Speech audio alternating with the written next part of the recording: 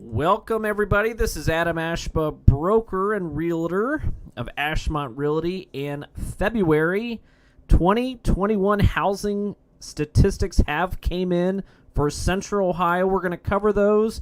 Has the house's prices cooled off, sustained, leveled out? Well, we're going to talk about that and if it's a good time to sell or buy right after this.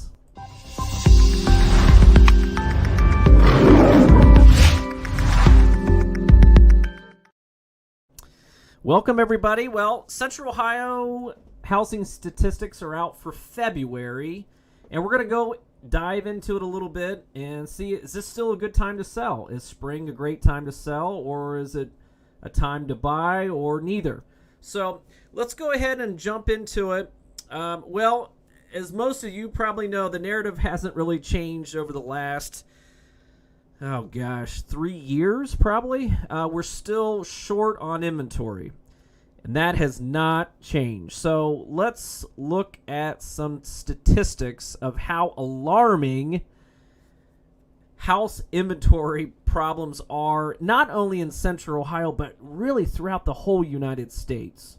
But, well, put in perspective, 5 years ago, okay, so what would that be, 2017? 2016, there were 5,400 homes for sale in Central Ohio in the month of February. Okay, some people say, well, that seems about right. There's a couple million people that live in that Central Ohio corridor. Now remember, that goes up about 60 miles either direction of downtown Columbus. So 10 years ago, we were in a housing crisis. That we were coming out of it a couple years. But again, that was a horrible time to sell a house. But 10 years ago, we had over 1,500 homes for sale at that time. Okay? So, but let's talk about what is currently happening today. Right now, in the month of February, we ended with only 1,600 homes on market, listings for sale. Okay, that's what, a quarter of what we had 5 years ago. And actually, that number is the lowest on the MLS history with Central Ohio. That is a huge problem, which is sparking crazy numbers of offer, so that we are seeing the amounts, the dollar amounts, cash out of pocket. It's actually been crazy would be an understatement. It is definitely seller heavy for sure. Very difficult to buy a house, even if you're willing to pay full price or over full price.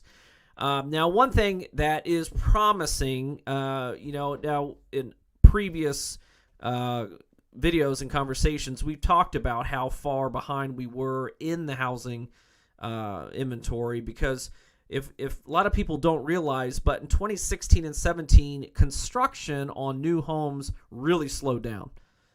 They were the banks were pulling out on financing, and honestly, my feeling is they kind of knew that the housing crisis was coming before the general Main Street public knew. But we were really about 6 to 7 years behind on inventory, because they really didn't start new construction again until about 2013-ish. So you had about a good 6-7 years of very little to zero new home construction. So something that the BIA of Central Ohio reported early March was that there was over 11,000, almost 12,000 housing permits that were pulled in 2020, which is actually 40% increase from 2019. And that's actually the highest number since 2005. Now, if anyone lived in Central Ohio, or really anywhere in 2005, you knew they were building condos and new construction homes everywhere. Anywhere they could stick a condo association, they stuck them.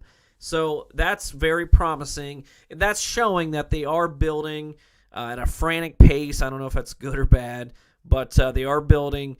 That's going to slowly get us caught up from that supply and demand. But Demand is I don't think it's necessarily high. I mean, it's probably fairly average, but when you have literally a fifth of the new homes available for sale just 5 years ago, then that's going to cause a huge increase in prices, just general supply and demand of basic economics. So I'm going to jump on some graphs here to show you basically where we're at as average home sale prices.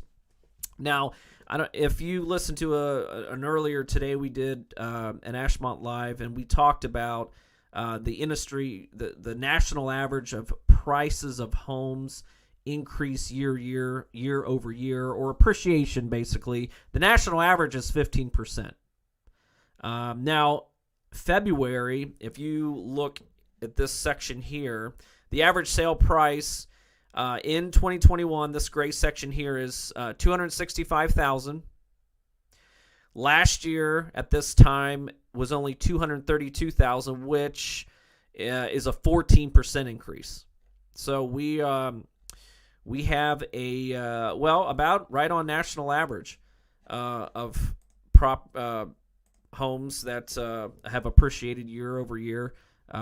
So we're only about 1% off the national, which actually is pretty good, because there was San Diego, San Francisco, and there was somewhere else on the East Coast that were around that 15%. So Columbus has seen a huge increase in prices.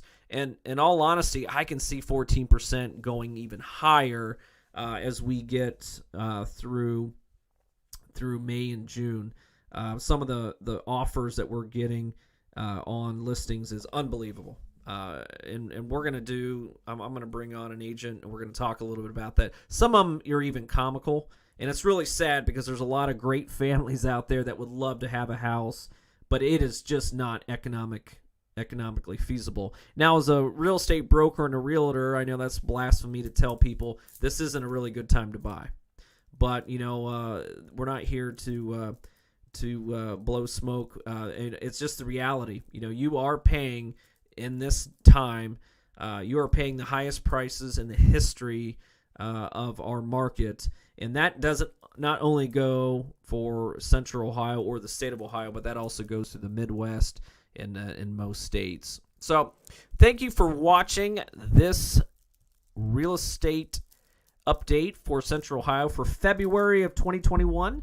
This is Adam Ashba, Realtor and President of Ashmont Realty, and we will see you next month. Goodbye, everybody.